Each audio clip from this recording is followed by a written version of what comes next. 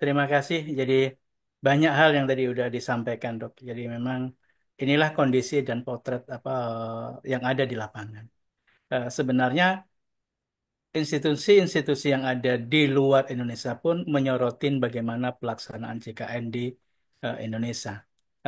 Saya ada beberapa referensi yang mereka mulai ngamatin dari 2016 sampai dengan 2019 karena yang bahkan sampai 2020 yang itu yang saya dapatkan menurut pandangan mereka ada stagnasi yang tadi juga disampaikan juga oleh beberapa penanggap dan juga mungkin dari narasumber. Artinya memang tidak baik-baik saja kondisi yang ada di dalam JKN sejak berdiri sampai saat ini. Dan dari beberapa pengalaman dan referensi negara-negara yang lain itu memang dalam setiap perkembangan itu makin menanjak dan banyak di antara negara-negara itu yang pada akhirnya mengalami kebingungan bagaimana menindaklanjutin dari program yang bersifat penjaminan yang bersifat sosial ini. Saya mungkin tidak menanggapin satu persatu karena memang itulah realitanya. Dan itulah yang harus menjadi PR kita bersama untuk kita sosialisasikan, untuk kita renungkan. Dan ini di Forkom sendiri pembicaraan ini juga mungkin bukan sekali ini aja, tapi sebelumnya juga sudah banyak dilakukan, termasuk juga di pemerintah di Komisi 9 waktu itu melibatkan banyak stakeholder dan akhirnya keluar juga buku putih yang dikeluarkan oleh Komisi 9, di mana di situ persoalan-persoalan yang dihadapi JKN nampaknya hingga saat ini, kalau kita mendengar dari paparan para penanggap tadi menunjukkan masih banyak hal-hal yang perlu diperbaiki. Oleh karena itu, saya mungkin akan lebih fokus bagaimana aspek tata kelolanya. Karena sebenarnya di BPJS, seingat saya, waktu itu karena saya ketepatan juga ditugaskan di Dewan Pengawas untuk ikut mengawal penyusunan tata kelola. Nah, kita mengambil itu sumber referensi yang dari ISA. Bagaimana melibatkan stakeholder, bagaimana membangun kesetaraan stakeholder, bagaimana menguatkan mereka, bagaimana melakukan empowerment. Kalau tadi dari fenomena yang ada itu menunjukkan dari tingkat dokter, Fasiankes ini sudah kala wibawa, kala kala gertak, kala posisi, sehingga mereka ya sudahlah. Nah, ini sangat berbahaya karena kalau power ini tidak ada kesetaraan, maka akan sangat sulit. Dan power ini tidak bisa diminta begitu saja. Dari berbagai banyak referensi dan pengalaman negara-negara lain yang menjalankan ini, empowerment itu memang harus dikelola dan disediakan yang memiliki power. Dalam hal ini adalah negara. Dalam hal yang spesifik ini diwakilin oleh BPJS Kesehatan. Bagaimana membangun empowerment itu yang paling konkret misalnya dari sisi regulasi. Nah, namun nampaknya juga dari sisi regulasi indikator empowerment itu apakah memang terjadi? Nampaknya enggak. Nah, mulai dari PKS sampai bagaimana sosialisasi, klaim pending, diskusi-diskusi tentang tarif yang tadi juga yang terakhir disampaikan Dr. Arida tentang BA yang sudah didiskusikan sedemikian rupa, namun positioningnya ini juga masih menunjukkan belum ada empowerment. Nah, ini kalau empowerment ini tidak dilakukan, maka yang namanya kolaborasi itu akan sangat sulit terjadi. Padahal sebenarnya dengan model organisasi yang dibangun melalui undang-undang ini, seharusnya itu memudahkan terjadinya kolaborasi. Dan kalau sudah ada kolaborasi, maka akan memudahkan terbangunnya inovasi-inovasi yang memang untuk mencapai tujuan bersama. Nah, ini yang dua hal ini dan menjadi tata nilai yang ada di BPJS, tapi nampaknya masih harus perlu perjuangan berat untuk bisa dilakukan oleh Pak Dirut, Pak Mahlil dan teman-teman yang ada di BPJS. Nah, oleh karena itu, dalam pandangan saya ini harus memang disediakan dan dibuktikan oleh BPJS mulai pusat sampai pada tingkat cabang. Oleh karena itu, saya mengusulkan bahwa kepala cabang itu juga harus memiliki indikator kinerja bagaimana mereka membangun budaya kolaborasi. Tanpa itu semua maka akan sangat sulit. Dan itu saya sampaikan karena ini saya berbasis dari disertasi saya yang saya sampaikan dan saya ambil data di 2021 itu menunjukkan dari berbagai referensi maka akan sangat sulit bagi BPJS untuk bisa membangun kesetaraan tanpa empowerment oleh yang bersumber dari yang memiliki power. Nah, ya, dan yang kedua adalah bagaimana dengan era yang sekarang di mana informasi itu sangat besar, di rumah sakit juga memiliki data yang sangat besar, begitu nyampe di kementerian ataupun BPJS itu juga ada data-data besar. Nah, kalau pemanfaatan teknologi informasi ini bisa digunakan di era sekarang, maka itu akan sangat memudahkan bagi FKTP bagaimana membangun strategi gatekeeper itu bisa dilakukan. Sementara data dan informasi, data kepesertaan aja mungkin mereka juga mengalami kesulitan. Data peserta-peserta yang mengalami, oh ya ini yang harus dikelola karena sakit tertentu, itu juga tidak selalu dimiliki dan diberikan oleh BPJS Kesehatan. Nah, kalau Fasiankes ini juga harus dituntut untuk membuat teknologi atau menyediakan teknologi ini untuk rekam medis saja mereka juga mengalami hambatan. Banyak di antara mereka baru pada tahap pikir, apalagi kalau harus membangun satu sistem. Oleh karena itu ini adalah sebuah keharusan bagi negara. Sehingga kalau di era yang sekarang dengan adanya teknologi informasi itu sebenarnya sudah sangat memudahkan dan berpotensi bisa setiap fasiankes di daerah itu juga memiliki kemampuan untuk melakukan pelayanan-pelayanan yang berbasis strategik. Sehingga kontrol terhadap upaya-upaya penyihatan masyarakat itu bisa dilakukan. Namun sayangnya dari tahun ke tahun, dari 2016 saya juga ikut terlibat turun ke daerah-daerah, masih banyak ditemukan wilayah-wilayah itu sinyal aja itu tidak ada. Bagaimana mungkin kita akan bisa membangun pelayanan yang lebih baik kalau perbaikan-perbaikan infrastruktur yang ada di udara ini tidak dilakukan dan tidak diperbaiki? Kalau dibebankan kepada Fasiankes, pasti kosnya akan jauh lebih besar. Dan ini seharusnya menjadi tugas negara. Yang terakhir, semula sampai dengan 2019 saya juga masih meragukan apakah memang perlu ada revisi undang-undang seperti yang disampaikan oleh Prof. Flux tadi. Apakah memang betul ada kerumitan yang begitu mendalam sehingga revisi ini perlu ditunda-tunda? Karena sebenarnya seingat saya di 2018 DJSN itu sudah mengusulkan adanya revisi undang-undang. Sudah diusulkan, bahkan DJSN itu sudah memiliki draft untuk revisi undang-undang. Dan dengan kondisi sekarang, dengan perkembangan teknologi yang ada sekarang, dengan data-data yang besar, era big data yang bisa dikelola, seharusnya untuk menyusun kajian-kajian ilmiah, seharusnya tidak lagi mengalami kesulitan. Dan yang memiliki power itu kembali adalah Kementerian Kesehatan, BPJS Kesehatan. Karena data-data itu semua ada di sana. Dan infrastruktur itu mereka memiliki. Kalau Fasiankes akan sangat sulit untuk bisa menyediakan itu. Sehingga dari situ akan terbangun informasi berbasis data bagaimana kita ini melaksanakan pelayanan kesehatan ini. Kita bisa melihat apakah perlu evaluasi dari pasal per pasal yang ada di undang-undang itu bisa dilakukan. Menurut saya seharusnya bisa. Dan itu dalam waktu dekat bisa kita carikan solusi yang berbasis data. Demikian Dr. Dewangga, Prof, para senior, pandangan saya. Mohon maaf kalau ada kekeliruan. Terima kasih. Saya kembalikan kepada Baik, Dr. Dewangga. terima kasih banyak Dr. Imsa atas closing statementnya yang cukup menarik ya, mengenai empowerment dan kolaboratif oleh BPJS dengan jelas dengan mitranya.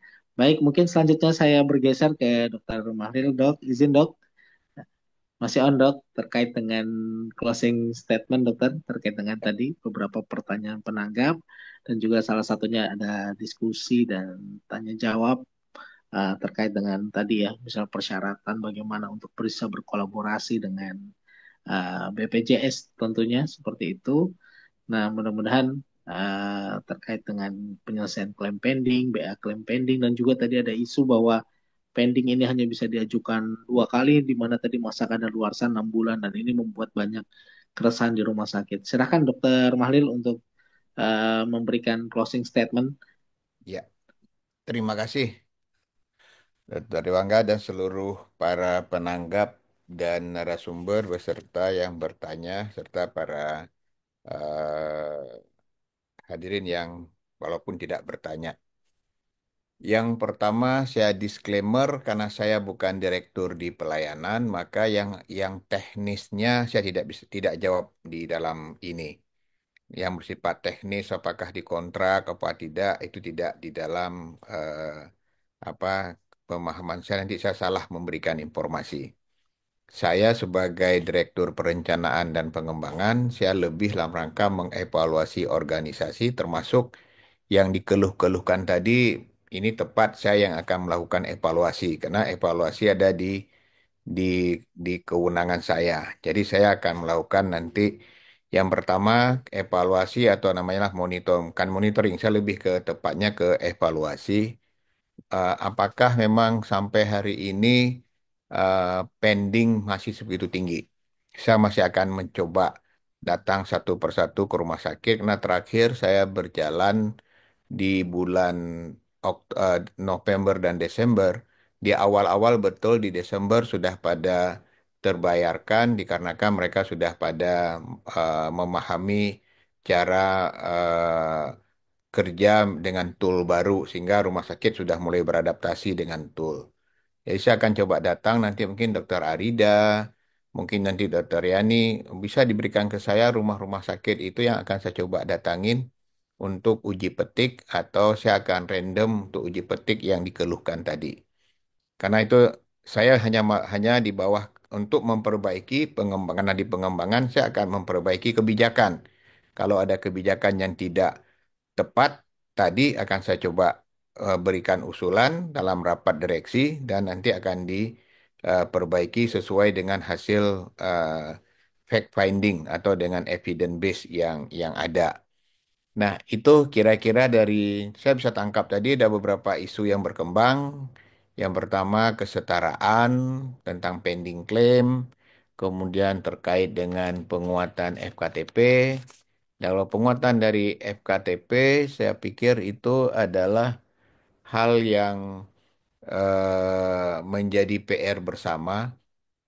Apakah kita dengan membayar lebih besar? Sebenarnya kita bisa aja, itu kan tinggal hanya mengurangi proporsi itu, Dokter Fahrul. Jadi misalkan eh, sekarang ini kan proporsi FKTP antara 13-an persen, semestinya itu 25% dari pembiayaan tuh ke FKTP, 75% dari FKRTL misalkan.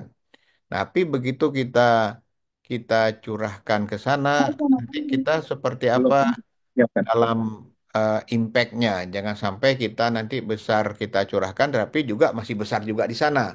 Nah, ini karena menyangkut dengan mekanisme pembayaran yang saya bilang tadi itu ada suatu kekurang sinkronan pembayaran di FKTP, kita bayar dengan kapitasi yang sifatnya adalah dia tidak mau banyak kunjungan agar dia banyak untung, yang di FKRTL seharusnya banyak kunjungan. Nah, ini kan terbalik di antara dua-duanya dan saling apa nih, saling memfeeding jadinya. Nah, ini yang kita perlu juga secara makro ke depan memperbaiki juga mekanisme pembayaran. Saya setuju ke FKTP nanti akan kita bayar untuk yang non kapitasi. Karena begini nih, konsep kapitasi itu konsep penyakit akut yang sifatnya tidak begitu banyak membutuhkan resource ya. Katakanlah penyakit-penyakit yang umumnya yang dikawal oleh penyakit-penyakit dalam lah ya dan penyakit anak. Sementara yang bersifat ada tindakan khusus, persalinan, kan sudah kalau persalinan sudah kita berikan non kapitasi. Kemudian kalau seperti tindakan tadi kelapus, sebagainya bisa dinonkapitasikan. Nah ini saya pikir asosiasi silahkan mengusulkan ke Kementerian Kesehatan, fight di sana untuk dimasukkan ke non-kapitasi. Kami akan dukung karena saya sangat setuju dari hasil monitoring saya di data-data yang ada itu terlihat memang yang seperti Klapus, kemudian Lipom. Kenapa masuk Oka? Karena kalau di rumah sakit, bahkan itu masuk di Oka loh. Begitu masuk ke Oka, itu besar, bukan di IGD dikerjainnya, di Oka. Sehingga kita bilang, masa untuk operasi Lipom kita harus bayar sampai 3-4 juta? Kan jadi aneh itu jadinya. Tapi ya karena dimasukin ke OK di create sedikit entah apa, jadilah barangnya agak tinggi.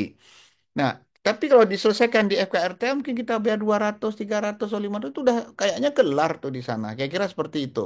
Saya sangat dukung, termasuk juga RITP, saya sangat dukung itu. Nah, untuk penyakit-penyakit yang 5 besar tadi, yang DBD, disentri, diare, pneumonia ringan, kejang demam, dan sebagainya. Itu kan ilmu-ilmu saya dulu waktu di FKTP dulu. Selesai di sana. Nah, itu yang saya pikir itu tadi sepakat dengan statement Dr. Misbah, itu adalah di empowerment-nya. Regulasi berarti itu eh, dari sisi itu, dari FKTP. Kemudian di Pak Timbul tadi hanya oke sehingga rumah sakit takut dengan itu begini nih, itu setuju. Sebenarnya nggak perlu takut ya. Sampaikan aja kan banyak sekali pengawas untuk kita ini. Kalau memang Anda benar, itu kan berani kan karena benar. Jadi nggak akan itu kita ini. Apalagi kalau memang ada kepala cabang karena keberanian Anda atas kebenaran, tiba-tiba diputusin kontrak, itu bisa Anda gugat dan bahkan kirim aja surat ke direksi, ke dirut atau ke saya atau kemana kan sangat mudah kalau memang itu atas kebenaran. Nah, saya jangan sampai ini, saya juga setuju, kita juga nggak mampu monitor arogansi daripada saya punya kepala cabang yang day by day dia jauh segitu dari kita. Jadi laporan dari Bapak Ibu sangat kita tunggu sebenarnya. Kita nggak membela juga apabila mereka terlalu abuse of power ya, kalau kita katakan sehingga mereka tidak mau dengar semua itu ya. Tapi nanti kita akan sidangkan kok. Mereka kita panggil udah takut juga kalau kita mau panggil. Tapi eh, itu silahkan disampaikan kalau memang mereka ada abuse of power. Saya sangat sangat jengkel tuh, saya jewer tuh, kalau perlu saya pindahin, saya minta itu kalau memang ada. Mohon disampaikan mana kepala cabang yang demikian. Kan bisa aja Anda kirim surat, tapi Anda membenarkan yang mana terjadi rumah sakitnya. Kita akan skip kok nama-nama Anda kalau memang bisa dikirim ke atau kirimnya ke DJSN, kirim juga kan banyak di situ, ada ke Dewa semuanya. Kan dengan data yang ada kan akan kita cari fact finding. Sehingga apa yang kita lihat tidak ada suatu apa apa namanya mengada-ada. Kalau memang ada kita tindak. Kalau memang ada. Jadi itu dari sisi secara kebijakan. Kemudian dari tadi Timbul katakan ada UMKM dibolehkan, tapi di Perpres menyebutkan hanya sesuai dengan upah. Kita perbaiki Perpres dulu tuh Pak Timbul. Itu kan mau diperbaiki tuh, di perpresnya tuh diperbaiki agar yang UMKM itu bisa sesuai dengan yang ada, mungkin sisanya disubsidi oleh pemerintah daerah. Kan jauh berarti daripada pemerintah daerah bayar PBPU lebih bagus dia bayar UMKM-nya. Misalnya UMKM dia punya punya 1 juta. Sementara apa nih UMK-nya atau UMP-nya 2 juta. Sisanya itu disubsidi oleh pemerintah misalnya. Itu jauh sehingga ekonomi di daerah juga bisa kalau itu mungkin bisa disebutkan di dalam Perpres yang untuk perbaikan ke depan. Mungkin Pak Timbul bisa menjaga tuh Perpres. Karena kita nggak bisa mengkontrak dengan UMKM sesuai dengan gajinya. Karena di Perpres menyebutkan adalah harus berdasarkan dengan UMK. Jadi itu patokannya. Jadi Perpresnya UMK. Itu nanti coba Ya, kita tapi kita Pak Direktur, mohon maaf, ya. kedudukan hukum PP lebih tinggi dari Perpres. Nah, Nah, tetapi jadi memang harusnya Perpres 59 itu patuh pada PP 35.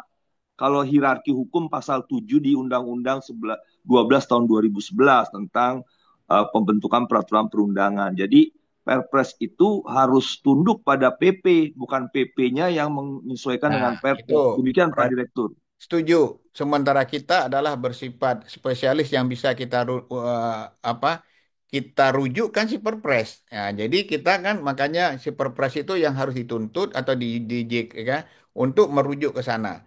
Nah, sedangkan kami karena leg spesialisnya adalah yang mengatur kami Perpres itu, jadi kita rujuk Perpres. Jadi itu Perpres yang tidak tunduk apa tidak apa nih apa istilahnya ya bahasa hukum lah saya lupa itu ya. Jadi tidak Tidak, mematuhi. ya. Jadi Ya, betul betul itu salah sekali. satu kesalahan Pak nih yang perlu diperbaiki, diperpres. Kalau demikian udah lebih kuat lagi nanti Pak Timbo. Saya setuju Ya, itu. Karena siap itu Pak Direktur. peluang, peluang besar kita untuk mereaktivasi untuk kita itu besar di UMKM itu. Ada 20 jutaan di situ peluang kita untuk reaktivasi dan semua di UMKM. Dokter Kemudian Malin, mengambil, Dokter Malin, iya ya, saya izin sedikit dok. Masalah iya non kapitasi tadi dok, iya Dokter ya. Malin. Nah, sebetulnya itu pernah kita bahas seberapa bulan ya dengan Kemenkes. Jadi dari 144 penyakit itu hanya yang layak kapitasi itu hanya 117 dok. Jadi kajian kita yang 11 non kapitasi dan 16 itu udah ranahnya di FKTL. Kita udah bahas itu, udah tuntas. Cuma kita minta itu dibahas juga dengan PJS, tapi kan tidak ada kelanjutannya lagi. Termasuk manfaat JKN yang kita sudah bahas bertahun-tahun, tidak keluar-keluar Permenkesnya sampai sekarang. Itu aja info, Termalil. Iya, Makasih. ya nggak apa-apa. Nanti itulah makanya tadi empowerment itu sangat tergantung dari regulasi. Regulasinya emang dia nggak peduli ya, nggak ke empower. Kita ngomong di sini-sini aja nih. Jadi kita bergulat-gulat di situ aja bersama-sama di situ. Nah, jadi apakah para stakeholder mau memperbaiki nggak? Ini kan pertanyaan tadi bagus itu. Jadi kita ini kan korban-korban berdua bersama-sama nih. Jadi ya, karena yang melakukan kita korban ini kan si regulasi ini yang mengorbankan kita. Nah, si para pengambil regulator ini paham nggak hal ini? Nah, ini yang perlu kita kita sama-sama mengadvokasi kepada regulatornya. Jadi kalau istilahnya nih sesama korban berkelahi nih, inilah kita nih sekarang ini. Ya, oke. Dokter Mali boleh minta nomor HP-nya? Oh iya iya Oh, boleh nanti boleh dok, 08. Saya catat nanti aja kita semua berikan. karena nggak apa-apa. 0811 18 2025. Bentar dok. Iya iya. Minta sama saya nanti saya kirim juga bisa. Ada Oke. boleh ada Pak Ghazali ada ya. Oke, Oke, kemudian kasih dok. makasih, makasih. Kemudian ke senior saya, ke Pak Ghazali, memang iya.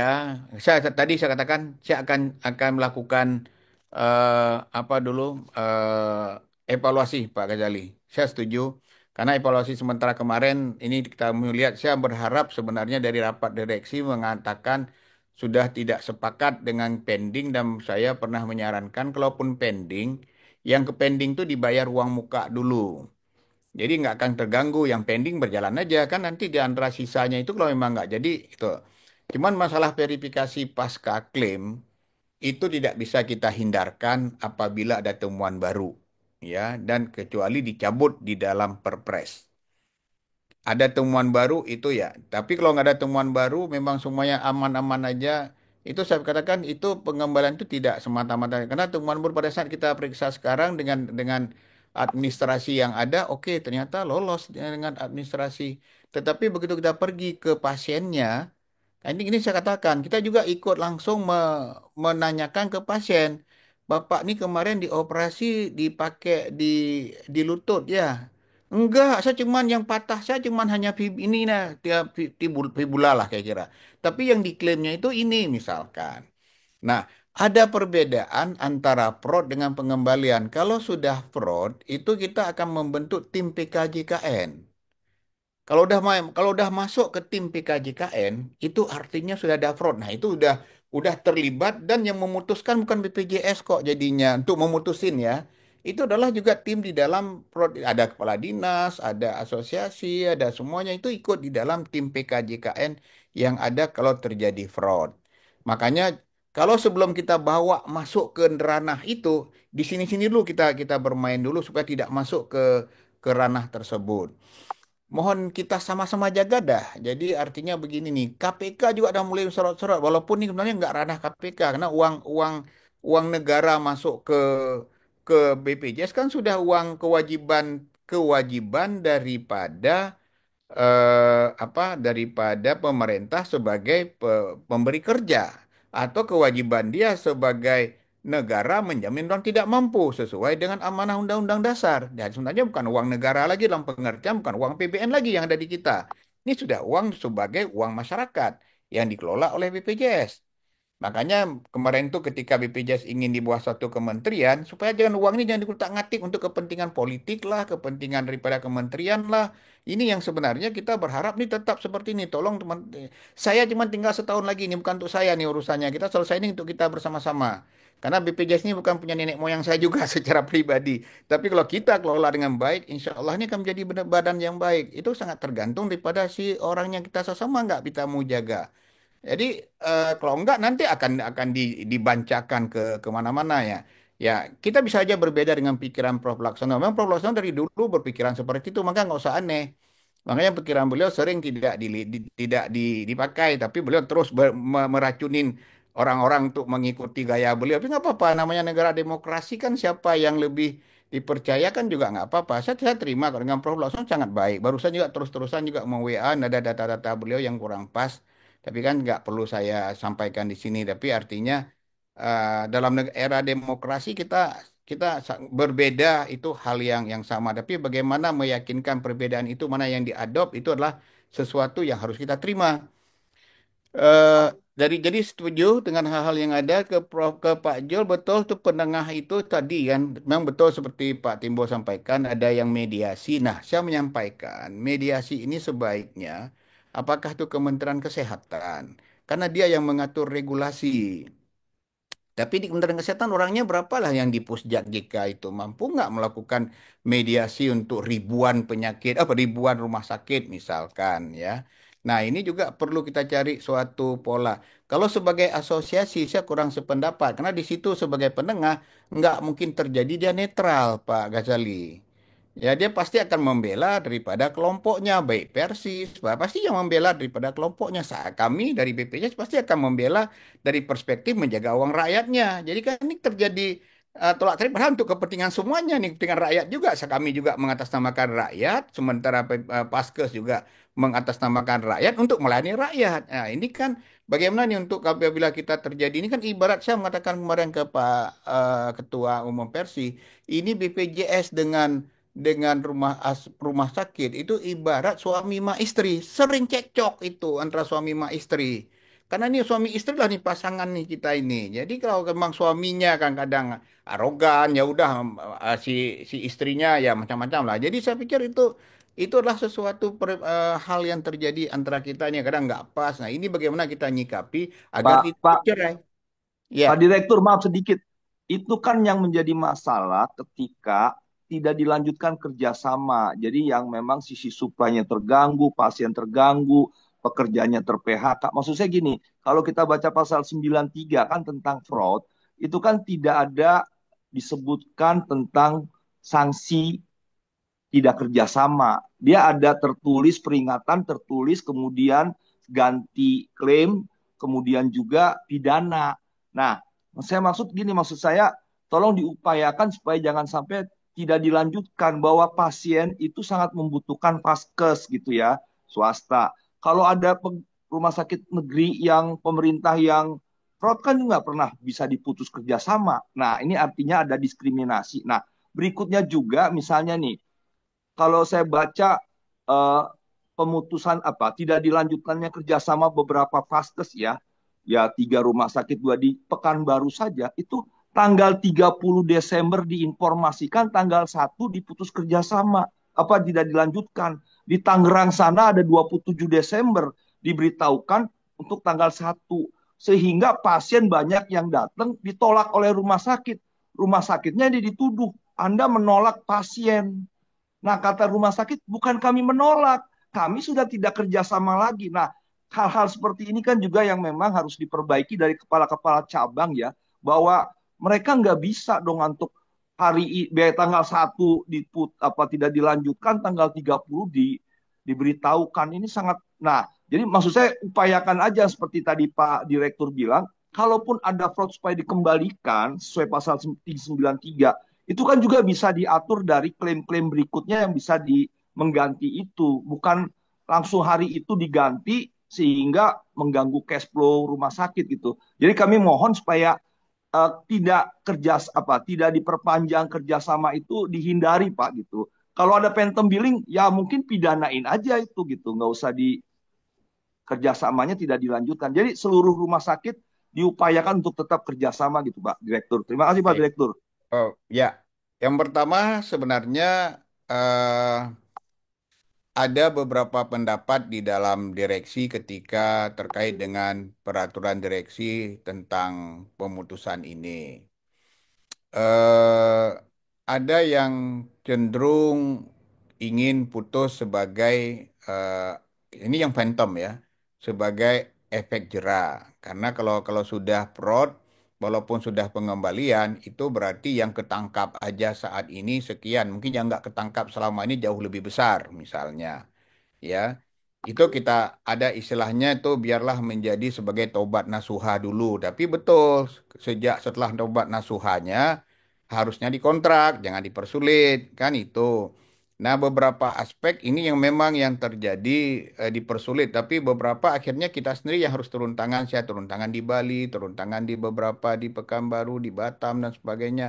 Ini kan hasilnya kan, ya saya setuju bahwa ini di kami ini ada yang karena mereka kadang trauma dengan ini. Saya pikir kalau udah kita kerjasama, itu rumah sakit sudah cukup trauma dia memahami sejak 1 tahun kita nggak kontrak itu sudah dia udah jadi tobat nasuha saya pikir.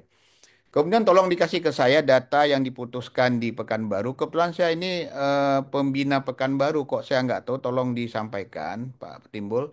Kemudian yang Tangerang ya. Coba saya akan karena hal-hal yang begitu karena di dalam kita sendiri itu sudah tata kelola udah punya SOP ketika dia memutuskan kontrak sebenarnya. Jadi saya akan coba pelajari dulu. Nanti saya sampaikan Pak, saya Ya, kirim Pak. nanti di Ya, WA-in terima aja kasih Andi. Pak. Ya, Ya, Pak. terima kasih Pak Hakim. Direktur. Ya, boleh-boleh. Nah, itu kemudian ke Kanda Nazar saya pikir sama sudah jawab secara umum tadi ya, nggak apa-apa kita tinggal di saya begini nih Bapak Ibu sekalian ya. Ini saya sebagai bukan orang kita nih sebagai penjaga. Single payer itu salah-salah bisa abuse of power. Nah, ini yang saya lagi jaga di dalam jangan sampai muncul abuse of power. Karena salah satu kegalauan dulu kalau single payer adalah dia bisa menyalahgunakan kalau lu nggak mau ya udah gue putusin. Nah, itu yang nggak sebenarnya itu yang perlu kita jaga bersama. Disinilah saya Betul, juga betul, mencoba betul. menjaga tidak muncul daripada abuse of power. Nah, ini kan udah mulai mulai kelihatan nih kalau ada. Makanya saya akan lakukan ini. Ini menjadi perhatian saya karena jangan sampai yang sudah bagusnya dia abuse di lapangan dia dengan arogansinya kadang kepala cabang kan saya lihat yang mana nih jadi saya akan menjadi apa menjadi pemantauan saya kalau ada kepala cabang yang begitu arogansi kalau memang tanpa memenuhi tata kelola yang sudah kita tentukan. Saya menyarankan di fraud itu perdulunya adalah yang pertama dokternya yang kita hukum kalau dia masuk atau cabut surat prakteknya dan tidak dia peroleh praktek 5 tahun. Jadi bukan rumah sakitnya yang dizalimin misalnya. Kalau direkturnya, tapi juga kita susah juga memisahkan. Kadang-kadang ada juga ownernya yang menetapkan kepada ini lakukan keuntungan berapa pernya. Juga ada juga tuh owner-owner rumah sakit yang nakal-nakal juga. Nah ini bagaimana nih memilah-milah antara ada yang silap, yang kadang-kadang terpleset, ada yang memang baru mencoba-coba, tapi ada yang memang sudah dari riwayatnya sebenarnya memang udah nakal tuh dokter tuh udah nakal itu si si rumah sakit itu atau si perawatnya. Karena ada juga perawatnya yang bermain, ada juga si kodernya yang bermain, ada macam-macam. Nah, ini bagaimana nih? Oleh karena itu, direktur rumah sakit tolong juga dijaga di mekanisme ini dulu kita jaga sama-sama. Kita jangan karena si yang jadi yang terzalimin si dokter. Si dokter dengan bagus dia bekerja, ketika diklaim diselewengkan oleh teman-teman yang lain mungkin. Kemudian saya yakin dan saya benar bahwa ada terjadi dispute dikarenakan perbedaan sudut pandang. Itu harus kita cari jalan solusinya. Itu tidak saya bantah. Itu benar. Dan di kita Betul. juga sudah sepakat bahwa akan kita berikan nama sejenis dokumen kayak baku. Jadi tidak ada perbedaan antar cabang lagi terkait dengan misalnya dispute tentang rehabilitasi medik. Langsung kita bikin nih sebenarnya ini jadi semuanya tahu rehabilitasi medik seperti apa yang menjadi dispute karena kan pelayanan kesehatan ini kan sangat sangat unik dia kalau kita atur begini kadang begitu terjadinya. Nah, inilah yang menjadi apa kesulitan kita. Tapi yang namanya kita sedang belajar, yang penting saya katakan tadi kita jangan ada abuse of power, kita sama-sama ingin terus memperbaiki. Yakinlah kalau kita sama-sama saling mendukung, kita akan tetap ke arah perbaikan. Dr. Dok, Malik, iya, Dr. Zul Asdi, mohon maaf saya potong sedikit. Dr. Malir. Ya, Eh, Pertama, eh, terima kasih Dr. Malir sudah hadir.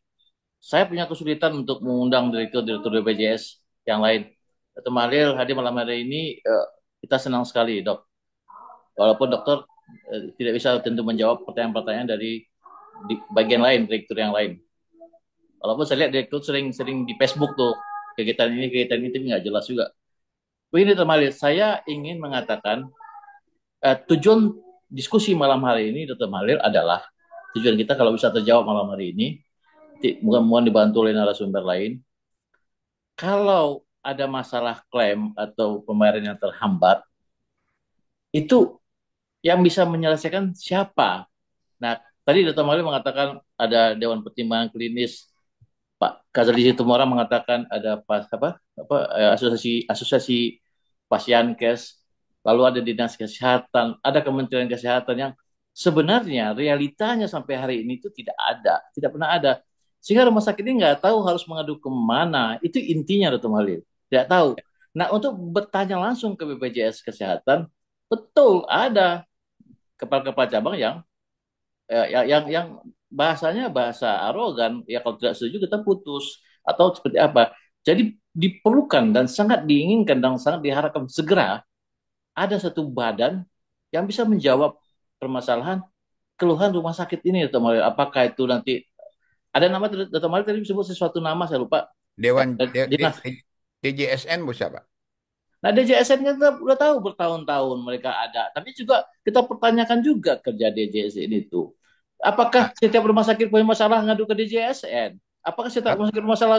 Maksud saya itu ada satu badan yang dibentuk oleh pemerintah yang bila ada keluhan, ada masalah seperti yang disampaikan hari ini panjang-panjang lebar kita cerita, cukup sana melapornya. Dan itu ada orang bijak di sana yang akan menjawab. Benar, Tuan Malik? Setuju. Makanya nanti saya pikir nanti di dalam perubahan Undang-Undang SJSN, peran daripada DJSN ke depan diperluas aja untuk sebagai badan penengah ini juga. Mereka bisa buat satu suatu badan di bawah DJSN dan suatu kelompok kerja yang khusus untuk menangani di setiap provinsi. Iya, dalam Dr. Jul. Ya. Saya boleh mencoba udah diskusi.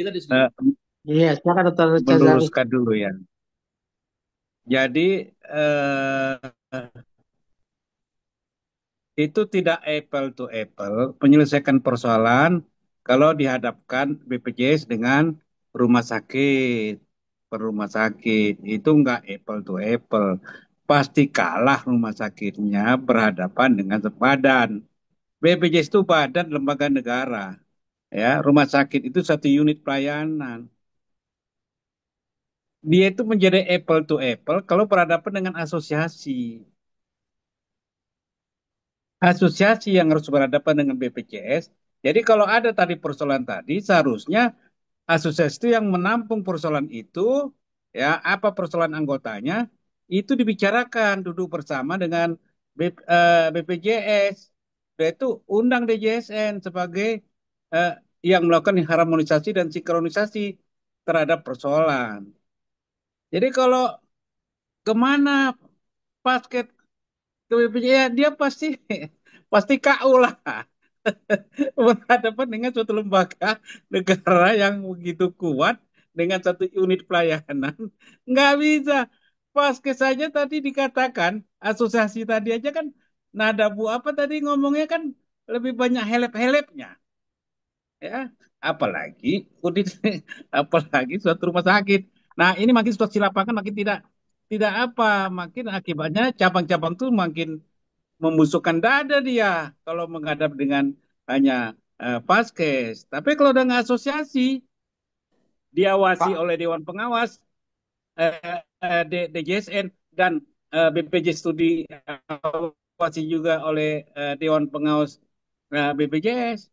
Saya pikir akan ada solusi yang tadi dikatakan. Itu satu. Pak Ghazali, yang kedua, Pak Ghazali, sebenarnya yang sekarang lagi mau dibicarakan wasitnya itu siapa? Kalau di pasal 91 itu Perpres 82, wasitnya itu kan ada 3 alternatif, yaitu mediasi, pengadilan, atau dewan tadi klinis tadi. Nah, sekarang yang mau diusulkan apa wasitnya mengenai asosiasi nanti menjadi kuasa Betul, hukum betul. daripada Faskes, yaitu urusan boleh. Ya. Tapi sekarang yang kita mau dorong tuh Nah, wasitnya tuh siapa gitu. Ya, wasit ya betul. Saya setuju, wasit. Wasitnya Pak. Bukan nah, kalau itu saya dia sebagai coba jawab. jadi kalau Jadi asosiasi sebagai begini, kuasa hukum nggak apa-apa, nggak masalah juga itu. jadi gini, Ya, silakan Pak Dr. Kum. Timbul, kita Ya, kembali ke undang-undang saja deh. Kita kembali ke undang-undang. Kalau perpres itu banyak perpres yang pasalnya seludupan. Banyak pasal seludupan yang nggak ada di perintah dalam undang-undang dimunculkannya di dalam perpres. Itulah bubble youth terjadi. Pembelian. Ya, banyak perpres itu saya nggak usah sebut lah. Saya sudah men-tracing. Ya, itu seludupan keinginan kelompok orang-orang tertentu masukkan dalam perpres. Jadi perpres itu yang nggak ada diperintahkan dalam undang-undang. Dalam BPJS Kesehatan itu sebetulnya itu diatur lebih lanjut dalam peraturan presiden namanya Perpres JKN. Disitulah sebetulnya diatur. Jadi kalau tadi bicara soal apa ya, nah BPJS Tenaga Kerja itu aturan implementasi diatur dengan PP lebih banyak tentang JKK, JKM itu PP. Tapi kalau JKN itu jelas diatur dalam peraturan presiden. Yang di situ kalau ada pasal-pasal mengatakan diatur lebih lanjut dengan peraturan presiden, itu baru dijabarkan. Tapi kalau nggak ada perintah diatur, muncul timbullah tadi sengketa tadi ini. Yang sudah ada dalam undang-undang kan jelas di JSN, sinkronisasi, harmonisasi, ya. Dia punya otoritas di situ. Nah, persoalan DJSN tidak berfungsi itu persoalan lain lagi. Saya tidak lagi terlalu jauh mencampurnya. Tapi otoritasnya ada di situ. Karena dia melengkapi semua unsur. Unsur pemerintah, pemberi kerja, pekerja, unsur tokoh ahli masa lengkap di situ. Dia yang punya kekuatan dan dia bisa langsung akses ke presiden. Kalau ada dilihatnya kinerja BPJS, direksi BPJS itu, ya, dia bisa lapor ke presiden. Ya, terkait dengan sengketa berkaitan dengan kepentingan ini. Itu jelas. Bukan tadi Pak Ghazali, asosiasi itu dia mohon maaf. sebagai Ya, Pak Ghazali, mohon maaf, Dr. Zul. Saya ingin mengatakan yang praktisnya sekarang ke depan sarannya apa, Pak Ghazali? Wasitnya siapa? Biar ini bisa aksi. Rumah sakit bisa aksi. Kalau DJSN cuma berapa orang? Apa dia punya anggota? Saya yakin ketua DJSN yang sekarang, Pak Jol, ketua DJSN yang sekarang, saya yakin lebih proaktif. Aku yakin saya. Aku yakin. Ya, itu juga kan nanti saya kasih nomor HP-nya. Pak Ghazali, itu kan kaitannya juga dengan sengketa itu ada di seluruh wilayah Indonesia gitu. DJSN itu kan tidak punya perwakilan di daerah. Nah, bagaimana dia sebagai wasit nantinya? Sengketa itu kan bisa diselesaikan tidak harus secara fisik. Sekarang kita ini aja pertemuan begini aja dengan Zoom meeting dari seluruh Indonesia ini bisa bertemu. Bisa menyelesaikan. Teknologi itu menjawab itu semua. Ya, nggak mesti ada organnya di kabupaten. Bisa, sistem kita ini kan sudah begitu canggih, sistem IT kita bisa, asalkan mau. Oke, ini kita udah jam 11. Yang penting kita cari mediator. Pokoknya ini program kita bersama. Ayo kita perbaiki siapa mediatornya, kita saran bersama-sama. Yang penting tidak ada lagi sesuatu yang tidak kita mengenak karena semuanya untuk rakyat. Itu saja dari saya. Dan mohon setuju jaga Pak BPJS Direktur. untuk kita semua. Ya, mohon jaga. Ya, cuman kita jaga bersama nih BPJS ini. Bukan karena saya di sini. Saya cuma hanya tinggal setahun lagi deh di BPJS. Tapi kalau saya ya, jadi tapi kita bersama untuk jaga BPJS agar dia juga bisa terus melayani kita semua. Terima kasih. Saya minta pensiun bisa diundur kan pensiun Pak Walil? mah enggak. Gimana? Pensiun kan 58 sekarang kan? Saya sudah 60 lebih, Pak. Waduh, kok masih muda wajahnya? Waduh, yang penting pokoknya Pak Malil itu dia ingin meninggalkan BPJS itu dalam keadaan husnul khotimah. Iya. Mantap. Benar, artinya apa? Tetap surplus, jangan sampai rugi. Iya, benar. Kalau tidak udah kita bikin jalan ke leader berikutnya supaya dia juga tidak mencuci piring si direksi sekarang.